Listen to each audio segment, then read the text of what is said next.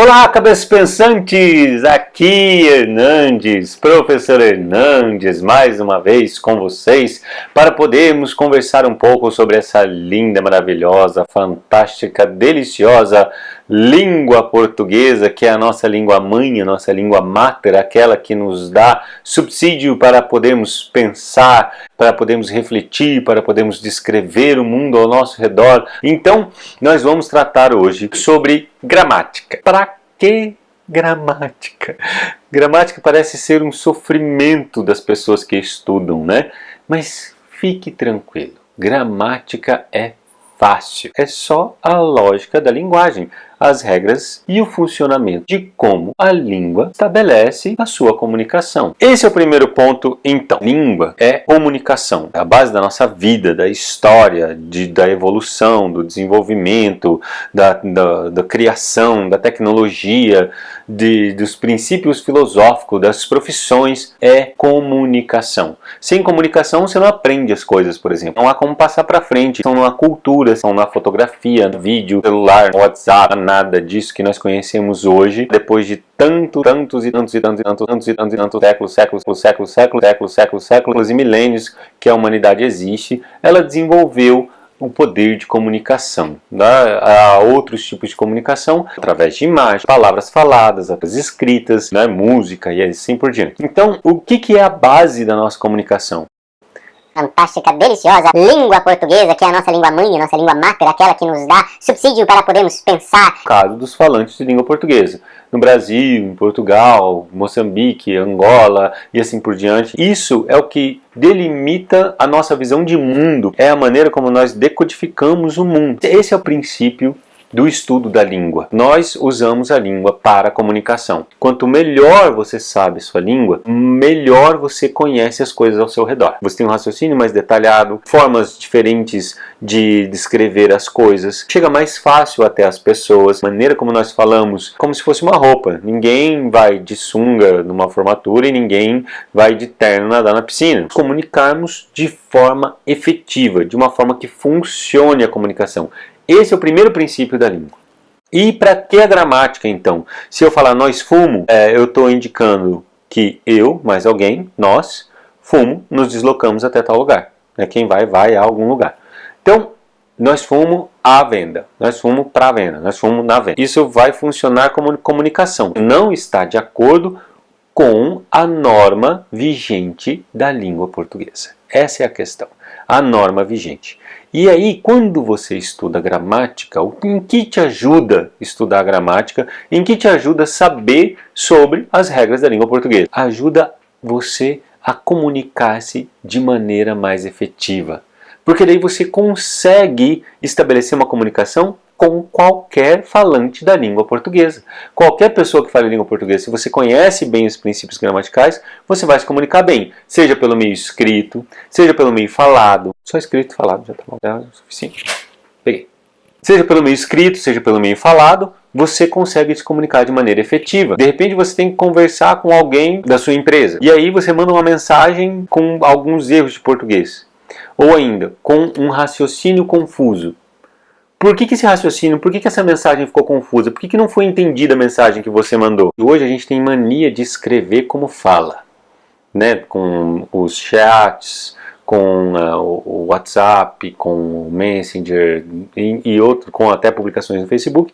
A gente acha que se escreve como fala, mas são duas formas diferentes, dois canais diferentes de comunicação. Ou seja, você não está tendo domínio do canal escrito, você está tendo domínio só do canal falado, de uma maneira informal. Ou seja, da maneira formal você acaba se expressando de uma maneira mais ou menos que funciona. As pessoas entendem, mas não necessariamente você conseguiu dizer tudo aquilo que você pensava. Porque a gente pensa muito mais coisa do que a gente fala. Então, se a gente conseguisse dar uma forma para o nosso pensamento através de palavras, que a língua é isso, são os nossos pensamentos em formas de palavras. Quanto mais palavras você sabe, melhor você expressa os seus pensamentos. Quanto mais palavras você sabe, melhor você expressa os seus pensamentos.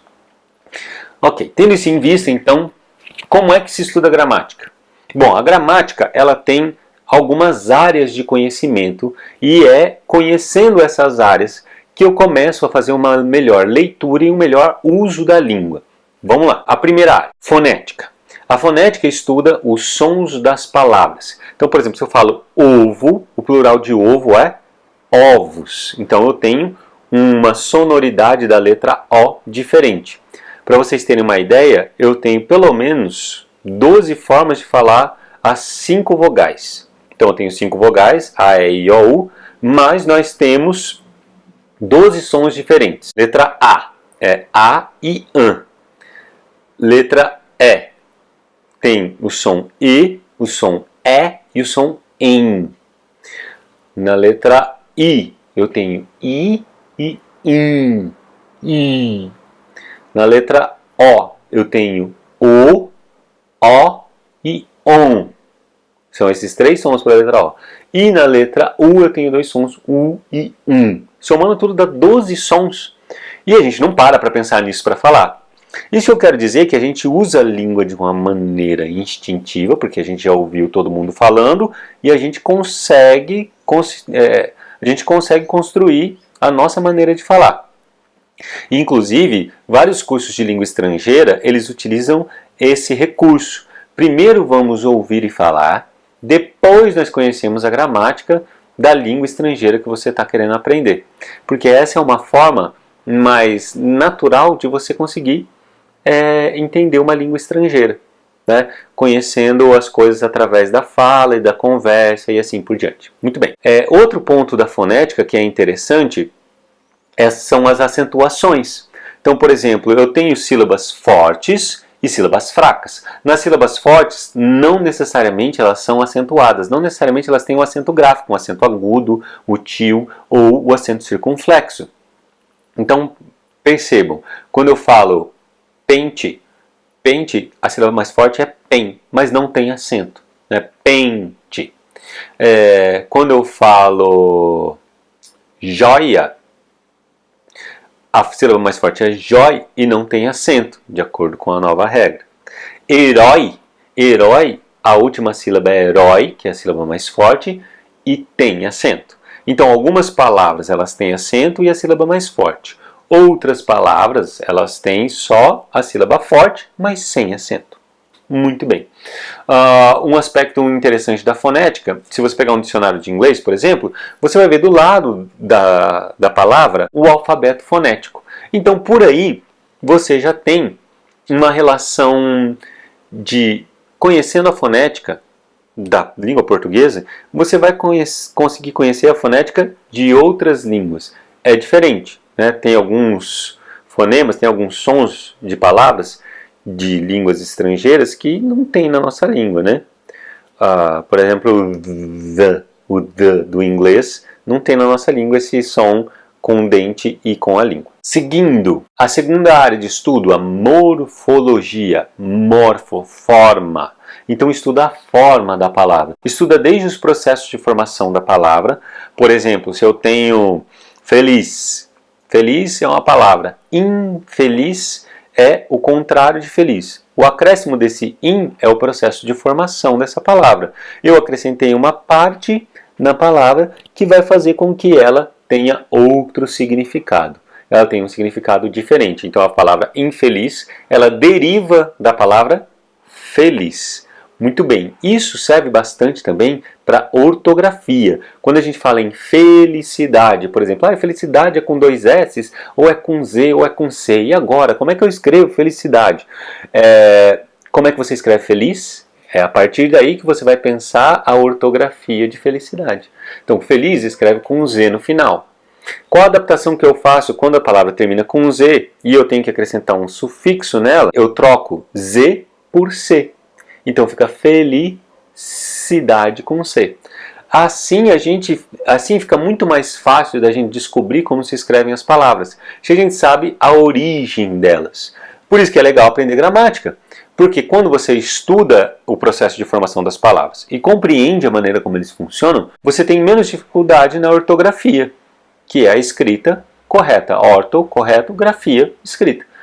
Então, você tem muitos aspectos dentro da gramática que vão auxiliar nisso. Outra coisa que a morfologia estuda são as classes de palavras. Substantivo, adjetivo, verbo e assim por diante. Então, se você tem um substantivo, você está dando nome a alguma coisa. Por exemplo, a xícara. A xícara grande ou a xícara bonita. Quando eu falo grande, quando eu falo bonita, quando eu falo xícara verde, quando eu falo xícara marrom, eu estou dando características. Então tem uma classe de palavra que dá nome, xícara, aquele objeto, e tem outra classe de palavra que dá a característica, que são os adjetivos.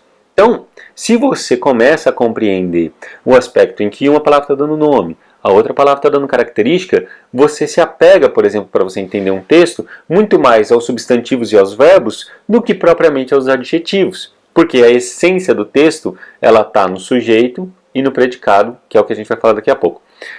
A essência da descrição das coisas, ela vai ser entre substantivo e adjetivo. E se eu coloco a xícara verde caiu, eu tenho uma outra classe de palavra que é a ação, caiu, é um verbo.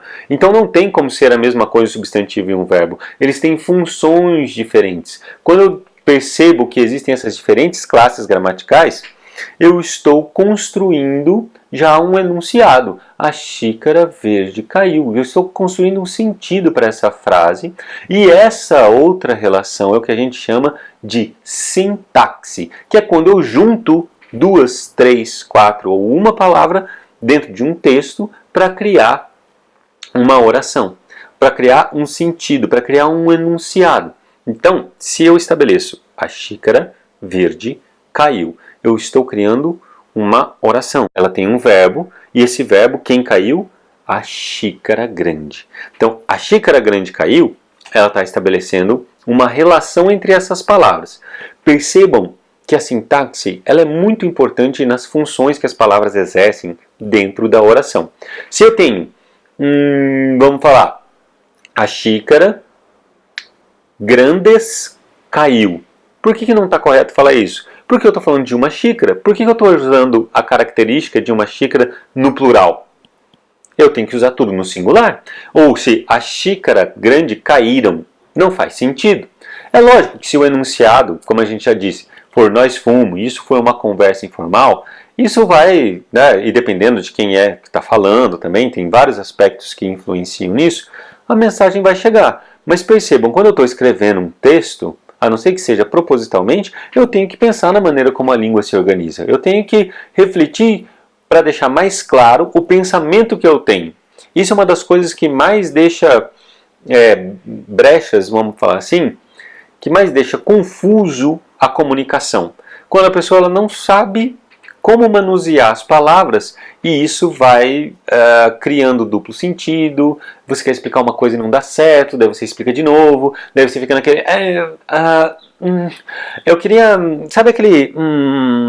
sabe, é um negócio assim, ele fica meio assado mas é legal, você vai, é legal. Ou seja, você não consegue, através da sua língua mãe, passar para o outro a mensagem que você gostaria. É aí que começa, que tem a necessidade de você ler um bom livro e assim por diante. Mas vamos seguir.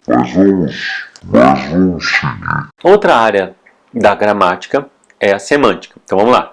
Temos fonética, morfologia, sintaxe e agora semântica.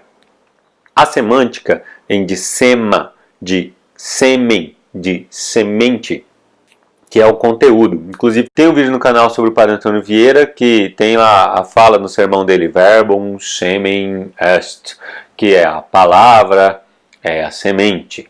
A palavra é o que dá o fruto, é o que faz com que germine, com que se desenvolva e assim por diante. Então, quando a gente fala semântica, nós estamos falando sobre o conteúdo da palavra, sobre o significado que ela constrói. E aí é muito interessante porque na semântica nós temos o sentido conotativo e o sentido denotativo, de dicionário, lembre-se sempre. Então, o sentido denotativo é o sentido dicionarizado, o sentido real, o sentido de um texto científico. Você tem que descrever uma célula. Então, você não vai colocar que a célula é como se fosse uma flor. Você não vai estabelecer uma comparação figurativa para descrever uma célula. Você tem que usar os nomes técnicos, e ribossomo, e núcleo proteico, e eu não sei mais o que, porque também não me lembro mais disso. Mas a membrana endoplasmática, eu adoro esse nome, endoplasmática, é bonito, né? Sonoro, mas eu não sei o que é. Se você está num conteúdo científico, um texto jornalístico, que está informando, que está sendo objetivo naquilo que está dizendo, você tem que usar uma linguagem denotativa, uma linguagem adequada ao seu texto. Então, o sentido daquele texto, a semântica construída dentro do texto, vai ser uma semântica ligada à linguagem denotativa. Por outro lado, nós temos também a linguagem conotativa. E a linguagem conotativa ela é figurada. E a maneira como você constrói o sentido das coisas. Por exemplo, no meio do caminho tinha uma pedra. Esse verso do Drummond, eu sempre uso ele porque ele é riquíssimo. É simples e muito claro no que diz.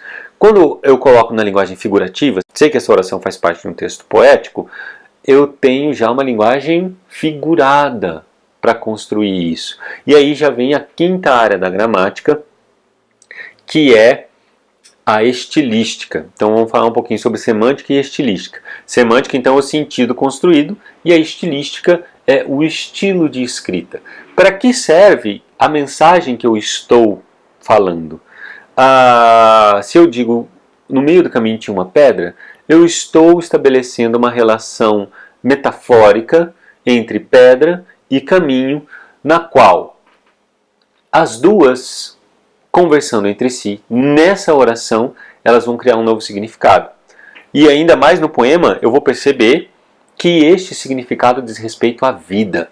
Então o eu lírico, que é aquela voz do poema, ele está colocando uma ideia de que um obstáculo difícil de ser transposto está atrapalhando a vida dele, algo que está marcando a vida dele, não necessariamente atrapalhando, algo que está marcando a vida dele, e ele coloca como no meio do caminho tinha uma pedra. E aí a estilística, ela vai lidar com as figuras de linguagem.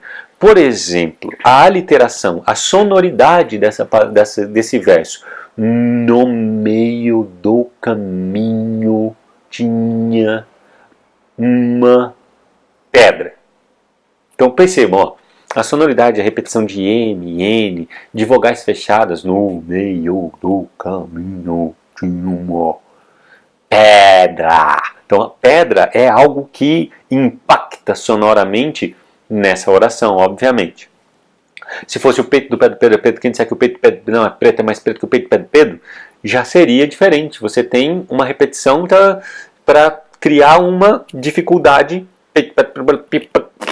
e assim por diante. Ali no poema do Drummond, não, ele vem numa constante e de repente a pedra. Então essa ideia de que a construção do sentido na poesia, ela não diz só respeito ao significado dicionarizado da palavra. Pelo contrário, ela cria novos sentidos, novos conteúdos semânticos, novos sentidos a partir de um estilo de escrita e de um tipo de texto. Há várias outras coisas dentro da língua portuguesa para a gente estudar, mas dentro da gramática nós temos basicamente essas 5 áreas. A fonética, em que você vai estudar o som das palavras e a tonicidade, a força das sílabas. A morfologia, em que você vai estudar a forma das palavras, a maneira como elas são construídas e as classes a que elas pertencem. A sintaxe, em que você vai estudar a relação entre as palavras que estão em determinada classe. A semântica, que é o sentido que se constrói a partir dessas relações que se estabelecem entre a sintaxe e a morfologia. Inclusive daí tem uma área no meio que se chama morfossintaxe, em que você constrói o sentido através da sintaxe. Então vamos lá. A semântica, o sentido que se constrói nessa forma de comunicação, e por fim a estilística, que é você dar um estilo à sua escrita, você colocar figuras de linguagem, estudar também alguns vícios de linguagem, né? Cacofonia, por exemplo, eu vi ela. Eu vi ela é uma construção que sonoramente forma outra palavra, vi ela. E assim se formam inclusive algumas piadinhas. Mas enfim, é isso que nós temos para hoje. É bastante coisa, mas é importante a gente ter essa visão geral para que nós possamos não se assustar com gramática, certo? Ela é necessária, se dá pouco a pouco, é importante ter uma gramática para consultar, é importante ter bons sites para poder aos poucos ir se familiarizando com essas regras e com essa forma de organizar a língua que você já está acostumado. Todos nós falamos fluentemente o português e quanto mais você acompanhar o canal, quanto mais você curtir, quanto mais você buscar a língua portuguesa, melhor você vai entender o português, melhor você vai expressar os seus pensamentos, melhor você vai construir a realidade em torno de você. Então é isso, meus nobres. Inscrevam-se no canal, deem um like ou curtam este vídeo, curtam os outros vídeos, assistam. Então é isso, cabeças pensantes. Inscrevam-se no canal, sigam-nos no Instagram, curtam nossa página no Facebook. Estejam sempre conosco para que nós possamos trocar mais ideias. Comentem se vocês entenderam tudo, se tem alguma dúvida, se você gostaria de assistir um vídeo sobre alguma área da gramática que você acha mais complicada. E é isso aí. Um bom português para vocês e até mais. Um beijo, um abraço.